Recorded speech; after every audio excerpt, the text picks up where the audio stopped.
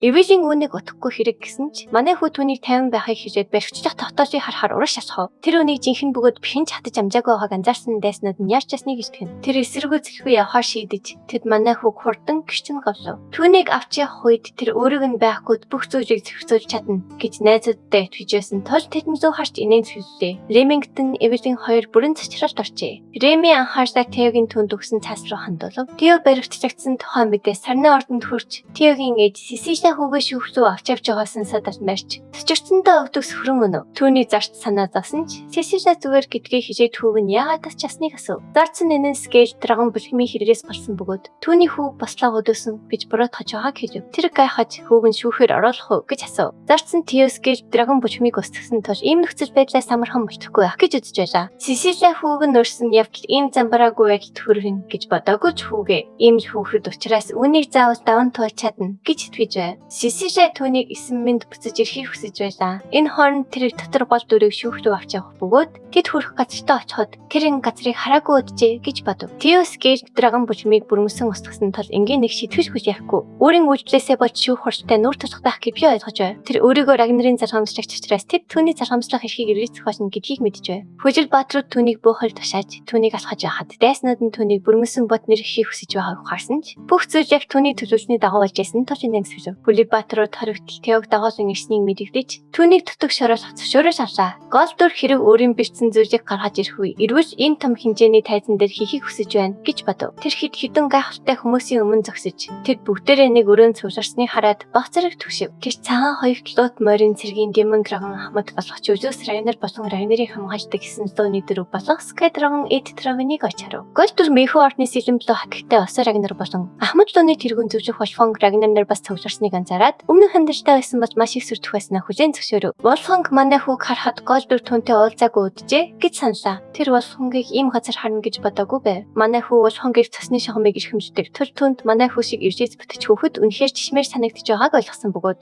Волфонг үнийгээ нөхөрч орчдоггүй байгааг анзаарав. Тэр хүн манай хүүгээс өөрийн үлдсэн гим нүгшийнхээ төлөө хариуцлага хүлээхээр дуудагдсан гэдгээ мэдж байгаа эсхийг өсөв. Тэрээр манай хүүд хандан түүний мохог үржээс болж байран овог цорс хождоо нэгэлт. Улаан цагаан хөсний цэргийн корпус бүр ханаа овог хүртэл үндсэн гэр бүлтэй харьцаагаа тасч байгааг үргэлжлүүлэн хэлв. Wolfgang урсаж түүнийг нош гэж дуудан учруулсан охирлоо үрч чадах уу гэж асуув. Тэр манай хүүг Рагнарын нэр хүндийг шавартай хотгосныхаа төлөө хариуцлага хүлээх болно гэдгийг тодорхой болгов. Тео түндээ санал нэгдэж өөрийгөө дэндүү ханг байснаа хүлээн зөвшөөрөв. Тэхийн орон зөвхөн мөрштийг нь биш тасгойг нь тасдах ёстой байж гэжээ. Бүгд цочирдсан ч Голдор бүсэд бүх хөвг тэдний харьяа талбитууд гэдгийг үргэлжлүүлэн хэлв. Эзэн тэдэнд газар нутаг нэр төр олгосон бөгөөд албитууд нь Рагнарт үнэнч байдал амь насаа зэрүүлэх ёстой хүмүүс гэж тэр хэлв. Энэ бол хүчиг баатрын өс бөгөөд үүнийг мэдсээр байж тэд эзнээ эсэргүүцсэн юм. Голдор бухимлаа ирхэж хэрв тэдний ийм бүдүүжив занг мэдсэн бол оронд нь толгойг нь тасдах байсан гэд хүчиг баатрын өсийг сэргийхийн тулд тэднийг шийтгэх хэрэгтэй гэж Волфонгод хэлв. Тэрээр хэдэн зууны турш хадгалагдчихсэн Рагнарын нэр төрийг хөлдөө чирүүлэхийг зүгээр харж сууж чадахгүй байсан гэ. Хүн бүр хийж хөггүй болсон бөгөөд жожос манай хүүг ширмээр байна гэд энэ зүтгүүлээс хойш түнд ертөнц шийтгэл онох байх гэж таамаглав. Волфонг Голдорыг өөрийн төрөгдүүлсэн яриагаар тэднийг дагуулж байна гэж бодсон ч Осо Рагнар түүний санааг ойлгож Теогийн зөв гэдгийг хүлээн зөвшөөрөв. Осог түүний талд орсонд Волфонг гайхаж хоцорлоо. Осо тайлбарлахдаа Рагнар хүчрэх боловч үнэхээр агуу биш учраас тэд хараа тулсад болон хүчиг баатруудын хадуу хоолойг сонсох хэрэгтэй хിവэр гэв. Үгүй бол тэд зөвхөн хүч чадлаар тэрхийг харж чадахгүй. Тул тэдний овог мөх нь харцаагүй гэж тэр үзэж байлаа. Тэр түүнийг ойлгож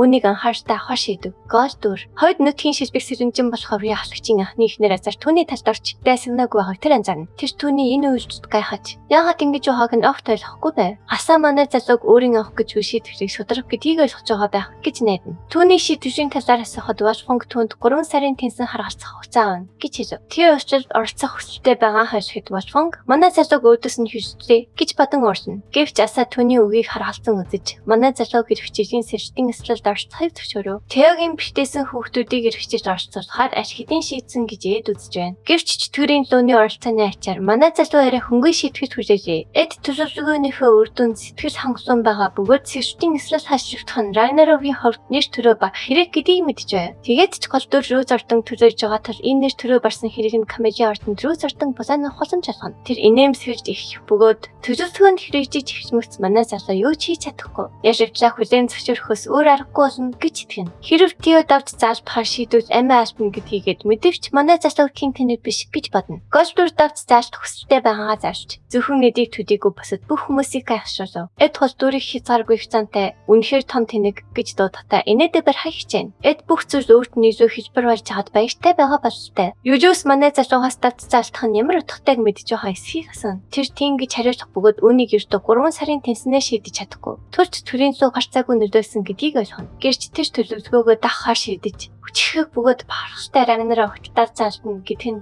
гэсэн үг гэж тэдэнд хэлв. Тэо ямар ч шийтгэл хүжээх бодлого байгаа бөгөөд эцэст нь зөвхөн хүчтэй нүнний хийждэггүй. Тэр өөрийн үйлдэлтэй шагнал авах хэрэгтэй гэж бодож байсан нь бүх хүмүүсийг хийж хөвгүү болгоно. Үүний зэрэгцээ Сэрис хожтойны гэртийн нууц хад салбарт бүх зүйл гаш тавтах үед эвэжин үлдсэн сүүрчин залуутай тусна. Ремигтэн Нойфрэг бол дүрийн хийсэн чинь тэдний нуугдж байсан газар нь энэ мөн гэдгийг ойлгоно. Реми болон эвэжин нар тэр газрыг сүйтгэснийхээ дараа ямар нэгэн зүйл очиж авна. Шүүх хурд дээр Эд Травны камелэ ордон одоо ингэж дуслаа гэж хараад нүдэн баяраар гэрчтэн. Голдур бүх чухал хүмүүсийн өмнө зогсож яхад Волфон 3 сар хүлээгээл амархан шийдэж асуудлыг дайн болгохыг хүсэж байгаа эсхийг насан. Волфон гүнийг хвцан гэж нэрлээд манай залууг 15 өвгийн хүчний эсрэг ганцаараа зогсож чадна. Гэхдээ идэвхтэй байгаа эсхийг асуув. Тэ үнийг өөрөө шийдэх ёстой зүйл гэж хэлнэ. Тэдний хувьд хүчний зөрүү асар их байгаа тул төлөөний тулаанаар давч заалтах нь хэвийн үзэгдэл гэж тэр бодож байна. Давч заалтна гэдг нь тулаанаар ялагчийг шийднэ гэсэн үг гэдгийг Голдур ойлгож гэвч хүчний асар их зөрүүгээс болж дайн гэж хүнхээр боломжгүй бол тус бүр төлөөлж хүчээ илгээж нэг эсрэг сэжинний тулаанаар ялагчийг шийдэхийг зөвшөөрдөг. Төлөөний тулаан ингэж явагддаг бөгөөд энэ нь манай залуу өөрийгөө төлөөлнө гэсэн үг юм. Нэхэн жижигчин төлөөлж хүч нь аксен байх магадлал өндөрч хэрэг ингэж өргөж ирбэл Голдур ялагдах нь тодорхой гэдгийг юус ойлгож байв. Тэр Тиог ямар нэгэн төлөөлөгч харж ийн гэж найдаж байвал урам нь хугарна гэж бодно. Түүнд төлөвлөгөө байгаа эсхийг асан. Тио дөрмийн дагуу 7 хоногийн дараа төлөөний тулаан хийх хүсэлт гаргав. Эд манай залуугийн төлөөлөгчөөр юус эсвэл эвэжнийг ажиллуулахаар төлөвлөж байгааг нь хатааршиж төлөвлөгөө нь нэгт харлаа гэж бодно. Гэвч хинч түүнтэй зөвшөөрөхгүй тул тэрээр биечлэн тул бас өөр аргагүй болно. Эд Голдурыг устгах нь өөрийнх нь байр суурийг ойлгохын тулд Аксианыг өөрийн төлөөлөгчөөр эзгээ шийднэ. Эд төлөөлөгчөөс зархаа шийдсэн ч гинт тэд бүгд нэгэн догсонсод бүрэн хийж хүггүй болов. Нэгийн хүн орч ирээд Тиогийн ухаалаг төлөвлөгөөг мартаж манай залууг хамгийн сүүлд уулзснаас хойш их өөрчлөгдсөнийг анзаарна. Тэр бол өвгийн асуугч Кайс Рагнар байлаа. Түүний шүүх таслаханд орж ирмэрц хүн бүр хүндэтгэж үзүүлсэн бүхийж Голдурч мөн өвдөх сүдэн агуулуу тэнгэрийн хувьсгаантай мэдчихэв. Гин системийн цанх нэгдэж Камеллийн ордон булан агч түүний нөөцийг илрүүлэх шинэ квитийг биелүүлэхийг шаардав. Тэр үнийг дотроожийн дараа ханхны Крист гэдгийг анзаарч саяхан харсан цэнхэр гэрэлтэй холбоотой эсхийг гайхна. Голдур сүүлийн үед болсон үйл явдлуудаас болоод үүнийг бүрэн мартснаа ухаарч тэнд ямар нэгэн зүйл байсныг санана. Тэр элдв зүйл бодхоо болж эвчтэйгээ нүүр толон одоо цагтаа анхаашаа хандуулахаа шийдэв. Хаан өөрөө ирсэн түүний төлөвлөгөөг нурааж болцсохгүй галзуу хасах хэмжигдэхүүн тал тэр ихлээд энэ нөхцөл байдлыг зохицуулах хэрэгтэй байлаа. Голдур эцгээсээ энд ирсэн шалтгааныг нь асуув. Кайш түүнийг бас гэж хэлээд нөхцөл байдлыг бүхэлдэн сонссон бөгөөд хүүгээ төлөөний талаанаар давт зааждах гэж ухааг ойлгож байна гэв. Тэв тийм гэж хариулахад эцэг нь хүүгээ талаанд биечлэн орцоход хэцүү байх болно гэдгийг хүлээн зөвшөөрч төлөөний талаанд хэнийг төлөөлөгчөөс сонгохоор төлөвлөж байгааг нь асуув. Манай залуу эцгийгээ өөрийг нь турших гэж байгааг ухаарч түүнийг орцох хүн хинч байхгүй гэж хэлв. Тиймээс тэр давт зааждах шигтэн өөрөө гарч ирж өөрийнхөө төлөөлөгч болохоор угаас бодож байжээ. Эцэг нь хүүгээ ялагдана гэж үзэж байгаа ч Тэв өөрийг нь туршиж үзээгүй байж энэ дүгнэлтэд хүрэх эсгүй гэж бодно. Голдур сорилтуудтайгаа нүүр тулж хэний ч өмнө дуртайя бүхэхгүй байхаар шийддэг. Энэ бүхнийг сонссны дараа хаан чангаар инээж шүүх хуршийн бүсэд гişүүдээс хүүгийнх нь юу ярьж байгаа сонссоо гэж асуув. Хаа манай залуу хэний ч өмнө өөрийгөө дорд үзээгүй сэтгэл хангалуун байж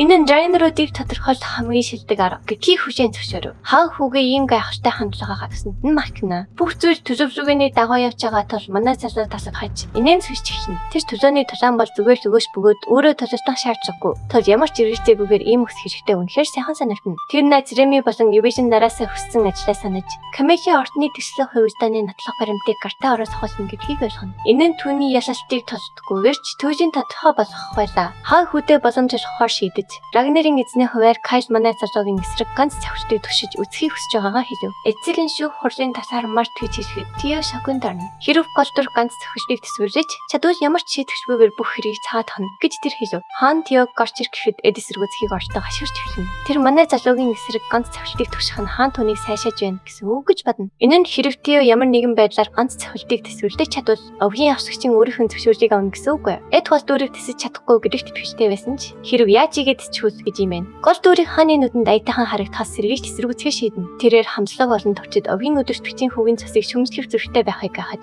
төлөөний тулааны дүрмийн талаар үргэлжлүүлэн ярина. Гэвч Кайс Рагнер түүнийг дүүгүй байхыг тушааж хэрэв хамтлаг хүн ангируудын эсрэг үг хийж зөрөх бол зүгээр ч түүнийг зайлшуулах хэрэгтэй гэдгийг тодорхойлох. Эдвгийн өдөртөгчийг даахаас өөр аргагүй байж Кай Хьюзесийг хэсэг хугацаанд инээд алдаад байгаа тул хийсгүүг байгаа эсхийг асууна. Чөтгөрийн лөө хааныг ийм урт хугацааны дараа сонирхож татж байгааг хараад зүгээр гайхаж ийн гэв. Кай Рагнар гол асуудалтай орж хүүгээсээ үнийг хийхэд бизэн үү гэж хэлсэн. Манай залуу бүх зүйл асар том мэрэгж тасныг ойлгож үүнийг хүлээж байгаагүй ч нэн зөвсөн. Сорилтыг хүлээж авахар шийдэв. Гол дур чангаар ярьж овгийн өдөртөгчийн өөрийнх нь ганц савчтыг хамтлаг болон товчдын эсрэг хийх төлөөний дайнтай харьцуулах нь утгагүй. Бөгөөд энэ нь түнд дэндүү хүн гэж хэлв. Хаан түүнээс гэж асууна. Тэр татгалцахыг орждов. Гэвч манай гол дүр татгалцсан хариу өгч шалгалт илүү хатуу болсон тул зөвхөн шудраг шижиж бигч байгаагаа хэлв. Тэрээр нөөрөндөө зарчин инээн сэрлэл тодруулан нөхөн ол туурыг нь бас нэмэх хий шаардав. Кай Рагнар түүний хүслийг асуухад гол дүр эдрүү эргэж хараад Камихи ордон шиг зөөр хүсэж ин гэв. Энэ бүгдийг харсан эд хийж хөггүй болов. Эд бухимдаж Волфганг кланы өдөртөгчтэй ийм хийцэл хийхийг санаж болох нь улан гисэн галзуурс гэж нэрлэв. Гэрээ хийцэл нь хоёр талд их хэрэгтэй байх ойлголт дээр үндэслэдэг тул тэр навсыг баримтанд тавих хэрэгтэй гэж тэр бодно. Волфганг гол дүрийг их зангаасаа болж бүтэтгүйдэн гэж таамагласан ч Кай халтанд кланы өдөртөгч манай хөв зөвшөөрөв. Кай хэрэг гол дүрцээ сонгогч босхойг зорж байгаа бол ядаж ийм зөрхтэй байх хэрэгтэй гэж бодно. Кланы өдөртөгч Тэнгэрийн шууд ямар нэгэн тулцах зүйл байгаа эсхийг асуухад тэр хүн бүх зүйл түүний эзэн Кайжих тул шийдвэрт нь яаж ч зөрхийн тайлбар хийж чадахгүй гэж бодлоо. Эзэн үнийг сонсоод баяртай байж хүүгээ өөрөө туршиж үзхийг хүссэн тул тайзыг хурдан бэлхийв тушаа. Тио баг зэрэг эргэжтэж байснаа. Хэсэг хугацааны дараа эцэг Кай Рагнартайгаа нүүр тулахад бүсэд бүслүүд ажиглахаар хажууд нь зогсов. Манай гол дүрийг барихаар тавьсан хан түүнд ашигтай тайзуулсан хувирсан эд түүжин бухимдтай байна. Тио одоо илүү хүчтэй болсон ч кланы өдөртөгчийн ганц ч савхтыг төсвөрлөх боломжгүй гэж бодно. Эд өөрийгөө санахгүй хай санаалав. Энэ бас өндөр зэрэглэлийн сэлэмчин ч амархан хийж чадахгүй гавьяа юм. Эд Тиог энд хүн гэж таамаглаж байгаач манай хүү түүний төлөвлөгөөг нэгт харж асан дотроошин шагнажтай хвчтэй байна. Хаан хүүгийнх нь ямар нэг зүйл өөрчлөгдсөнийг анзаарч хинт ч мэдэгдэхгүй ижигсэр уусан нисхийг ирвэжлээ. Хаан ижигсэр ч гэсэн түүнийг ийм их өөрчлөгдөхөд тос болохгүй гэж үзсэн ч голдор хэрхэн хүчтэй болсон түнд хамаагүй тол тоохгүй хар шийдэв. Эцэг нь өөрийгөө номорхон нэр тарсныг манай хүү харав. 900 хүртэл түүнийг ижигсэр усныг анзаараагүй байсан юм. Хаан түүнээс бие хасаасан уу гэж асуув. Тио тийм гэж хариулахад эцэг нь ер нь бол тэр том сэлэм хэрэгждэг ч. Манай хүү манай хэрэгч мэдхгүй байгаа тул зэвэрсэн ганц сэлэм ашиглан айдуу хандах гэж байна. Химээ хөхөв. Кланы өдөртөгч түнд ямар нэгэн татгалцах зүйл байгаа эсхийг асуув. Тио байхгүй гэж хэлэхэд эцэг нь ногцтой болж тулааныг хөвтүүлэх шийдэв. Кланы өдөртөгч урагшлахад асар их хоор хасаагүй тархаж манай хүү төгшөөж эхлэв. Тио эцгийнхээ зөвхөн тулааныг сонсэрэл ялхруулж буй асар их тарчдыг ажиглав. Хүүн босоо хിവэр байгаад гайхсан кланы өдөртөгч түүнийг малтав. Туршлагын нэрэгсэр гэгддэг татраажийг дуусгаад авсан шагнамжийнхаа ачаар хүч нь бараг 3 дахин нэмэгдсэн тул Тио идэвхтэй хിവэр байна. Тэрээр эликсэрийг ашиглан 5 төвшин ихэж бүх статусаа хүч түгээ оруулсан юм. Ийм их хүч чадaltaй болсноор тэр сул дорой хүмүүсийн ертөнцийг орхиж, Европсын ертөнцид хөл 50-ийнх нь эрх чөлөө мэдэрнэ. Голдур эцгийнхээ ядаж ганц цагтыг тэсэж чадна гэдэгтээ идэвхтэй байх бөгөөд кланы өдөртөгч дайрч хийхэд хүмбэр хийж хөөгүй болж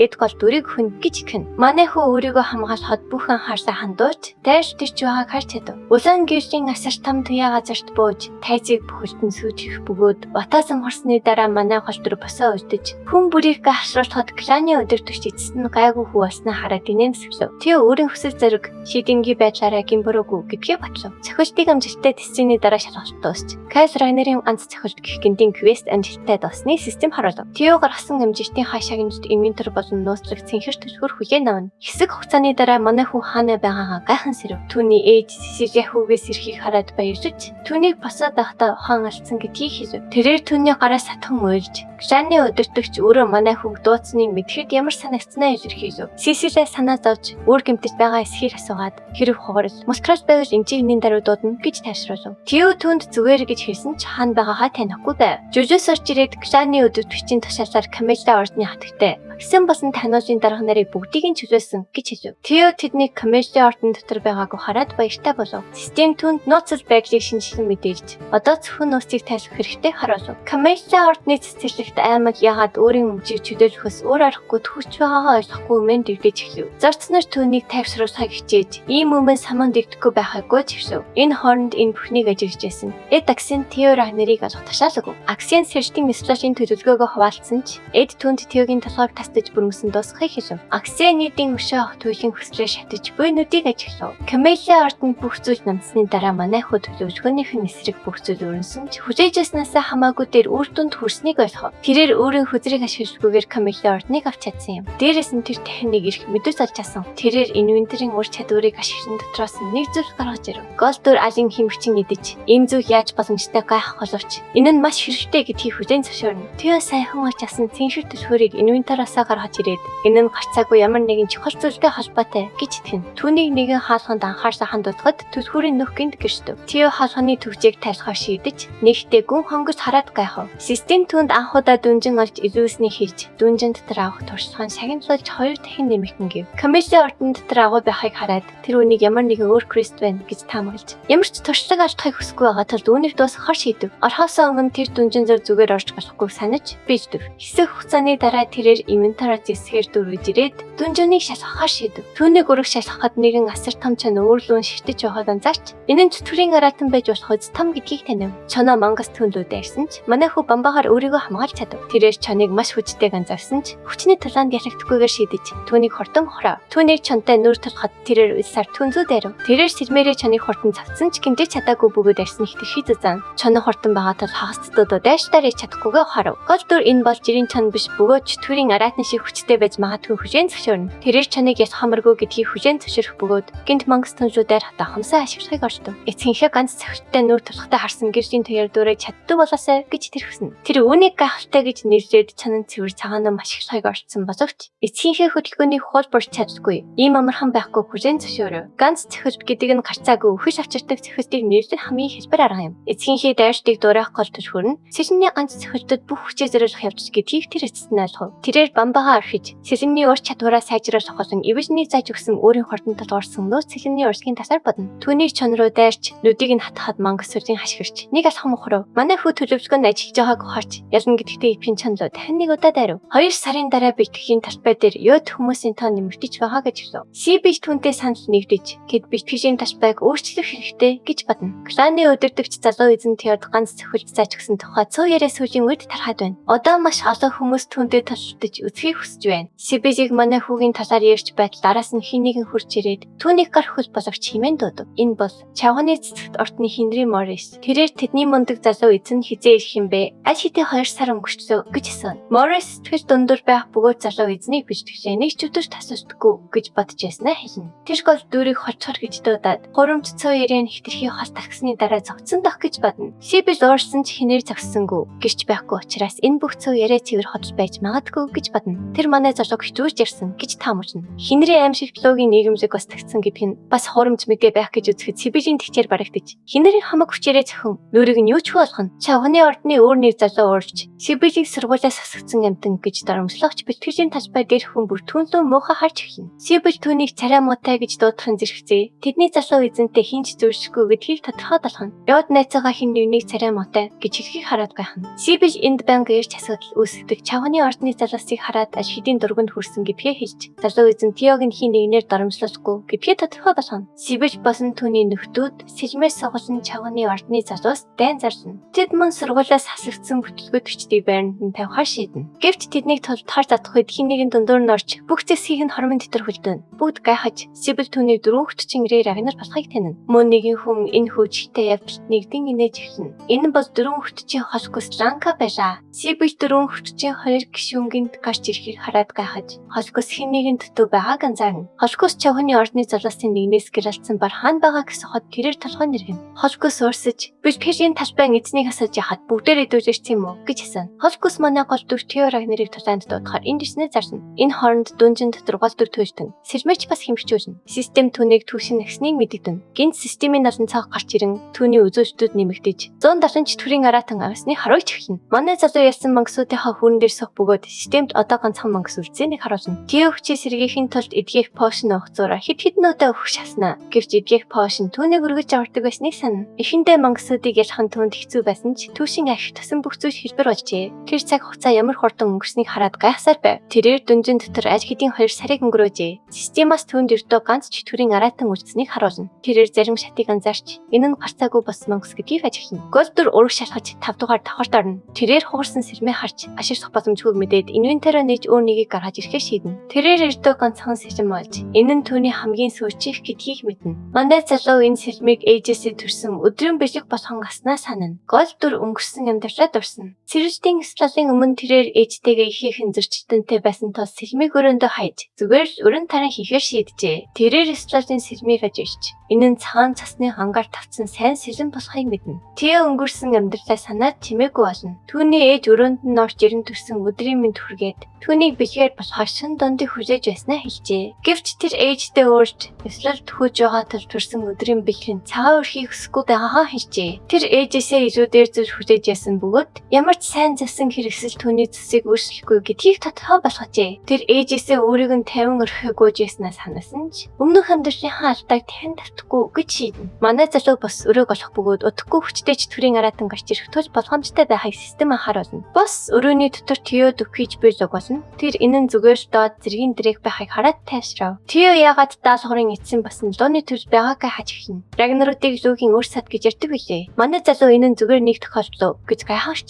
өнгөөр дүнжүүнээс гарч чадахгүй. Тул бас мангасыг ялгаад анхаарч ахын тусгаар шийднэ. Системаас түнд даалгаврын өрнөс басан үлдсэн мангасуудын тоог харуулна. Тэр хэдийгээр нэгэн төрлийн зүйтэй тулгарч байгаа ч энэ талаанд үнэхээр ялж чадах болов гэж ирвэлцэн. Голдор анхаарсаа төвлөрүүлж ганц гэж баг ашиглахаа шийднэ. Тэрээр үүнийг тулгарсан чанаруудын эсрэг маш их бэлтгэсэн бөгөөд эцгийнхэн луугийн галбаны түвшинд хүрэхгүй ч луугийн зүрхээдээд зэрэгээр ашиглаж хүнд цахиж өгч чадна гэж итгэн зуруу дайрна. Тэрээр сэлмээрээ мангсын нүдийг сэлбэж амжилттай шагтуулахад мангас өвцөнд ойрч эхэлнэ. Гинт тэр манай залуу сүрээрээ дайрагч тэр амархан бэлтэж өөрийнх нь сүр тавцгаа тархийг нэвтрэж чадаагүй сэтгэл дундор үлдэнэ. Үйл явдал усан мөр чинжиж эсрэхтэй мөч орчжээ. Дараагийн хэсэг бүх зүйл эрэлт хийн. Дараагийн хэсгийг бусдаас төрүүлж хамгийн ихэнд үцгийг өсөөлдөж хүцэндих төрийн банкны данслуу 5,000 төгрөгийн хандив хийгээрэй. Тэгвэл дараагийн хэсгийг тань нин даруй гаргаж өгье. Таалагдсан бол лайк дарж сувгч томын заавал бүртгүүлээрэй.